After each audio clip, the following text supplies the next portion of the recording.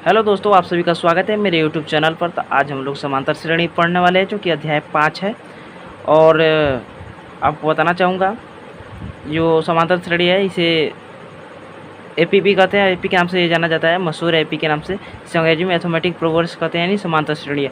तो चलिए उसको देखते हैं क्या है। इधर कहीं होगा, इधर इधर, हाँ यहाँ पर देख सकते हैं। ये सब तो हम लोग पढ़ चुके हैं 5.2 में, आपको दिख रहा है, हम लोग पढ़ चुके हैं पहले ही। और ये जो है खंडा वाला आपको दिख रहा होगा, ये खंडा वाला आपको दिख रहा होगा 3 नंबर। निम्नलिखित समांतर श्रेणियों में रिक्त खानों, इन बॉक्सेस के पदों को ज्ञात कीजिए।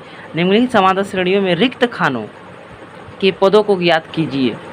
तो देखिए 1 2 3 4 5, इसमें 5 क्वेश्चन है जो कि स्टूडेंट को बहुत ही हार्ड लगता है, जबकि सबसे आसान है।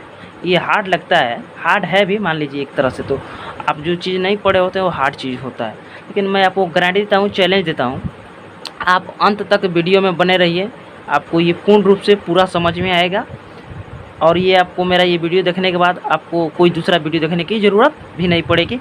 मैं आपको ट्रिक के साथ में और किताबी जो मेथड है उसको भी हिसाब से बताऊंगा। अगर ऑब्जेक्टिव में इस तरह का पूछा जाएगा तो आप कैसे सॉल्व करेंगे, और इस तरह सब्जेक्टिव में अगर 2 नंबर 5 नंबर में पूछा जाता है तो कैसे बनाएंगे। तो आप अंत तक वीडियो में बने रहें। तो चलिए वीडियो को स्टार्ट करते हैं बिना समय को गवाए ही। तब तक बिना स्किप किए आप वीडियो को अंत तक ज़रूर देखिए। तो चलिए मैं मेरे पास इसको रख देता हूँ अभी साइड में, इसको आप देख सकते हैं, इसको रख देता हूँ। और मेरे पास अभी पैड और पन्ना और पेन, कॉपी और पेन है मेरे पास। तो चलिए हम लोग इसी के सारे सॉल्व करेंगे मैथ को। चलिए देखिए मैं यहाँ पर अभी लिख लेता हूँ। ये जो आपको दिख रहा होगा, ये आपको जो 3 नंबर प्रश्न दिख रहा है, मैं इसको लिख लेता हूँ अच्छा से इस पर। तब तक आप लोग बने रहिए। तो यहाँ पर मैंने, यहाँ पर देख सकते हैं आप, मैंने प्रश्नावली 5.2 और यहाँ पर मैंने प्रश्न भी लिख लिया 3 नंबर। तो यह कर रहा है, निम्नलिखित समांतर श्रेणियों में रिक्त खानों यानी बॉक्सेस के पदों को ज्ञात कीजिए। तो देखिए थोड़ा ब्लर आ रहा होगा इसलिए सॉरी, कोई बात नहीं, लाइटिंग की प्रॉब्लम है। तो यहाँ पर आप देख सकते हैं 1 नंबर का जो क्वेश्चन है, यहाँ पर प्रश्न जो है मैं यहाँ पर लिख लिया हूँ।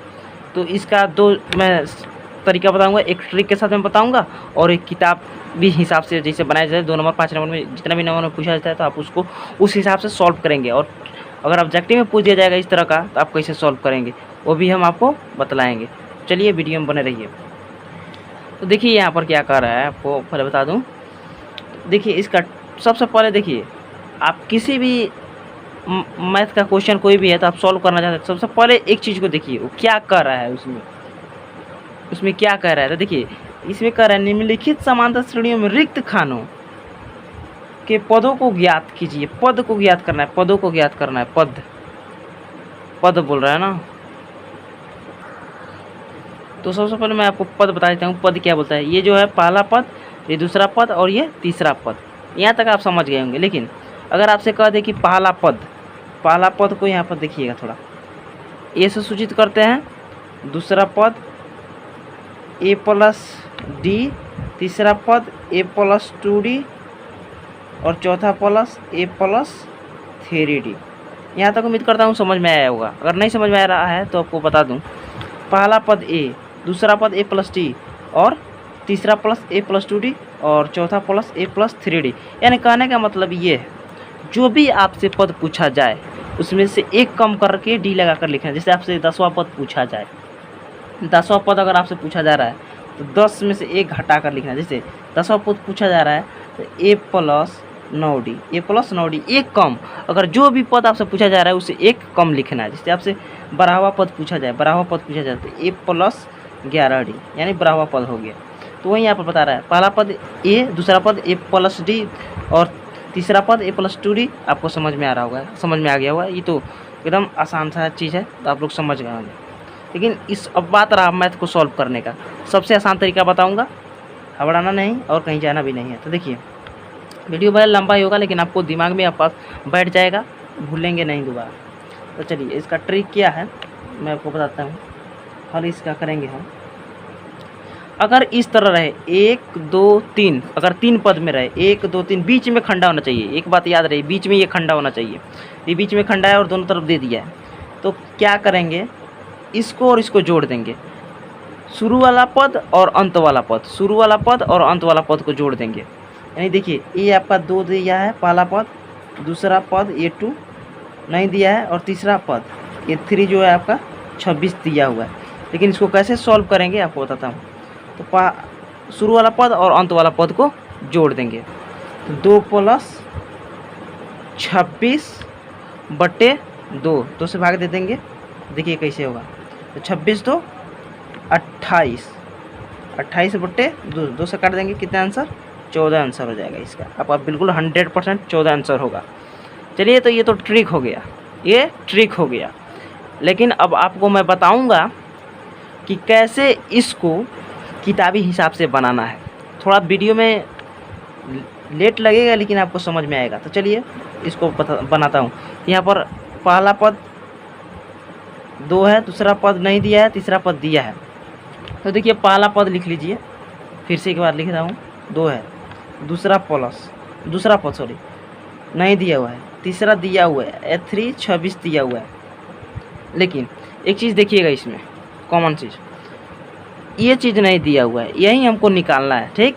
लेकिन ये और ये दिया हुआ है। तो देखिए इसको क्या करेंगे, इधर कर देता हूँ। तो ये तो 2 दे दिया, और पहला दूसरा तीसरा पद दिया हुआ है। तीसरा पद को ऐसे भी लिख सकते हैं ना, a + 2d करके लिख सकते हैं, a + 2d = 26। ये आपका एक, ये मान लीजिए समीकरण बन गया। समीकरण भी लिख सकते हैं, नहीं तो इतना ही पर सॉल्व कर देंगे, कोई दिक्कत नहीं। तो देखिए पहला 2 दिया है, और दूसरा पद हम जानते हैं कि यहाँ पर बताए हुए हैं, दूसरा पद जब भी लिखना हो, तीसरा पद a + 2d करके लिखेंगे, एक कम उससे लिखेंगे। 1 2 तीसरा पद दिया है तो a + 2d करके लिखेंगे 26 आंसर नहीं, सॉरी। तो देखिए पहला कितना हुआ है, 1 के जगह पर देखेंगे तो 2 है, 2 का 2, और d भी नहीं मालूम तो d का d, और 26 दिया हुआ है। तो 2d का 2d यहाँ पर रहेगा, और ये 26, ये जो आप देख सकते हैं 26, तो 26 - 2 हो जाएगा।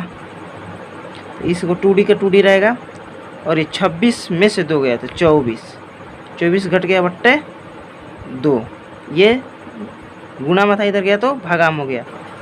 इसको काट दीजिए, कोई दिक्कत नहीं दिखाई दिया होगा वीडियो में।